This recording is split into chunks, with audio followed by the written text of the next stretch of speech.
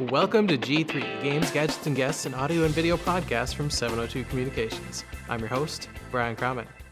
I've got another game episode for you, and today we are talking again about Rainbow Six Siege. Now, I know I've talked about Rainbow Six before, but Rainbow Six Siege is really the game that I can't quit playing. I even, before in one of the earlier podcasts, told you that I was really disappointed because my Rainbow Six disc cracked, and I thought that was going to be the end of Rainbow Six, and it was for a month or so, and then I bought myself a new copy. Because my friends keep playing this, I keep playing this, we're going on 3 years now, I think 3 years, that I've been playing this game. So what is Rainbow Six doing that's keeping me interested? One of the biggest thing, really, guys, is that it has the best PvE co-op of any game that I've ever found. Now, PvE is very different than PvP. So PvP, everybody knows, Call of Duty, running around with all the other people in the world who maybe do nothing else but play Call of Duty. If you're one of those people, I don't want to play with you. Sorry. It's true though, because when just at the very thought of playing PvP, I get all anxious, and I have no interest at all in ever playing that game. So PvE, however, where I'm playing with a group of my friends against a computer AI, that is a fantastic time as far as I'm concerned, and this game does that really well. Rainbow Six also has done a really good job, or Ubisoft rather, has done a really good job of putting together DLC. And so they've put together the original game, and then they put together these seasons of downloadable content. And in each of these seasons, you get additional characters to play and additional maps to play. So there's always fresh content for you to play. And so we went through season 1, and I think that when we did my first Rainbow Six, we were talking about some season 1 DLC. We didn't do any season 2 episodes of Rainbow Six, but now that season 3 is coming up, I thought we'd just go back in real quick and talk about what I really liked in season 2, and maybe show you who was my favorite operator there. So we'll do that in just a second, but the other thing that I really wanted to show you that's really interesting to me, and that I like quite a bit about what Ubisoft is doing with Rainbow Six, is they have an online portal. I don't know if everybody out there who plays this game even knows this, but you can bring up an online portal and it'll show you your player stats. So if we go in, we can look at mine. It'll show you both the multiplayer. If you want to play PvP, Rainbow Six Siege has that for you. I've played 2 PvP matches in the 3 years I've been playing this. It's just not my thing. I hear it's a good time. It's not my thing. So I'm going to play Terrorist Hunt, and I do that with my friends. And so I've got this whole screen here that shows me I've played 143 hours of Rainbow Six. I've played 1,400 matches. It shows you your win-loss ratio, your kill-death ratio, and your accuracy.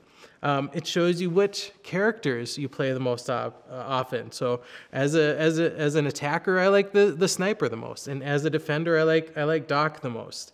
And you can go in there then, and you can look at each of the different operators.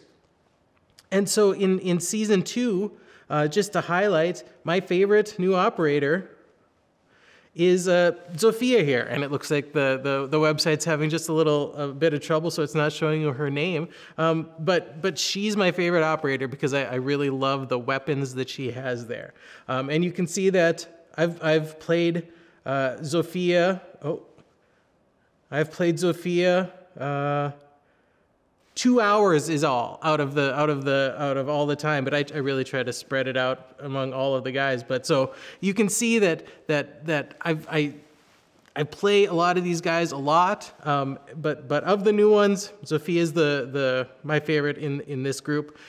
Season 2, my favorite defender was also from the Polish team. I really like this Ella character, and for the same reasons, is she's got this great weapons loadout. So I'm loving that.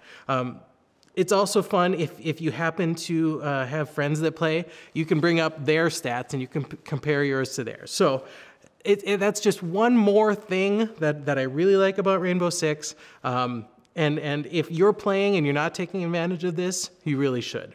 So let's go ahead and let's play through a map here in Rainbow Six. So if you haven't played Rainbow Six, or if you haven't played it recently, with every update they do, and right now at the time of this recording, we're in Operation White Noise, which is the last of the Season 2 DLC. The home screen will change, and it'll show you all the latest and greatest operators. I'm gonna go in here, just very quickly, I'm gonna show you the loadout here for Zofia. This M762,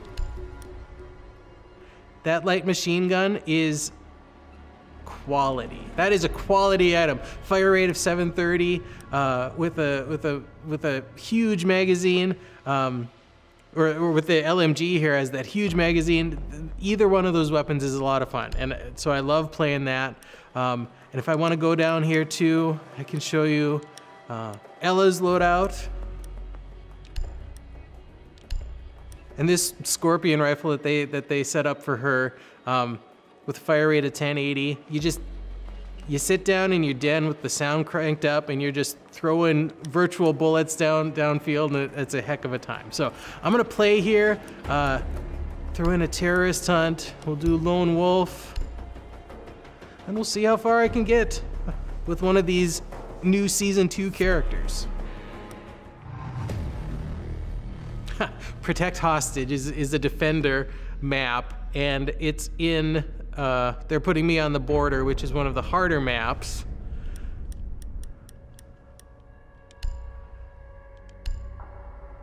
I'm just gonna take what they give me. I don't think there's any really good rooms to defend up here. Nah, I'll try the security room. But if you were to go back in, if I were to go back into the website there, it would show you that protecting the hostage is one of my least successful game types, because it's really, really difficult.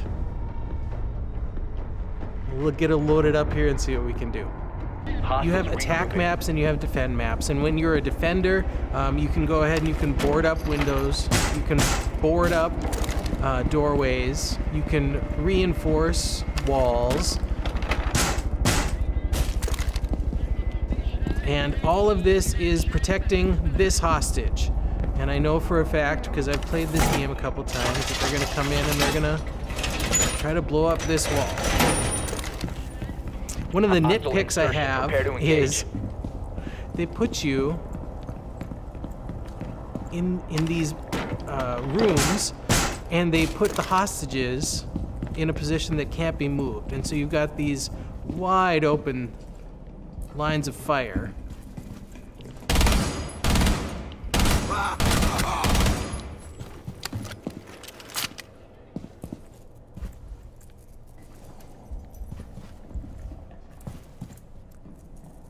Generally, I'm playing this with a couple other guys, so you don't have to be the only one looking for the bad guys. Now, each character is also going to have a special.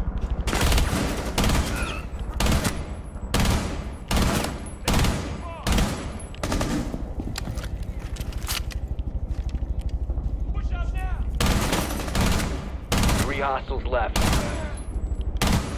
Look, they're all coming through this doorway. One more.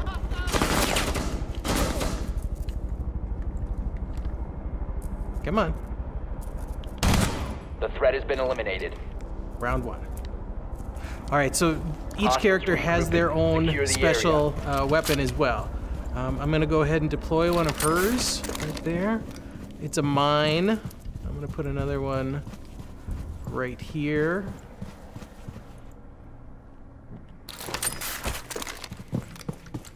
And I'm gonna quick fill up my ammunition before round two. Hostile insertion. Keep the hostage safe.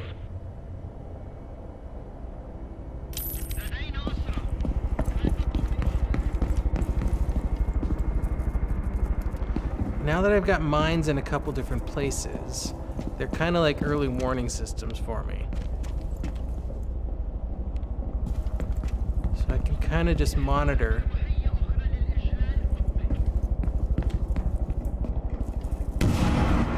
Yeah, this one was triggered.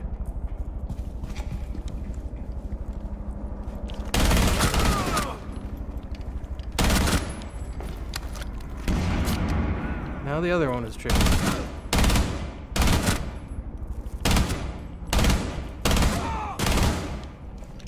Really use a little bit longer scope for that long sight line.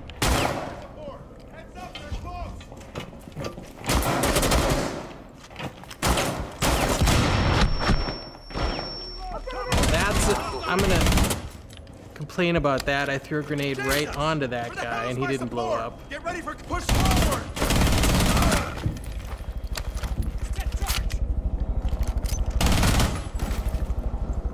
We're still okay. We're still okay. Hostiles eliminated. Round 2.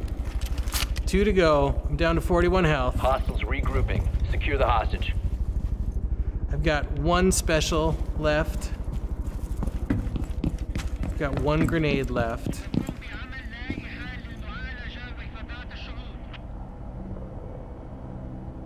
I could really use Doc right now. Who could heal me up? But we've got what we've got. Keep the hostage safe. Hostiles approaching.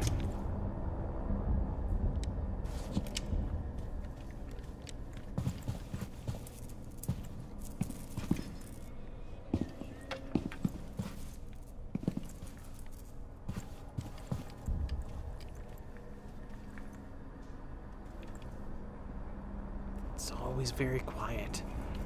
You have to wait and listen and see where these guys are coming from. Or you can run around and try to find them, but it seems very reckless when you're in a lone wolf type mission.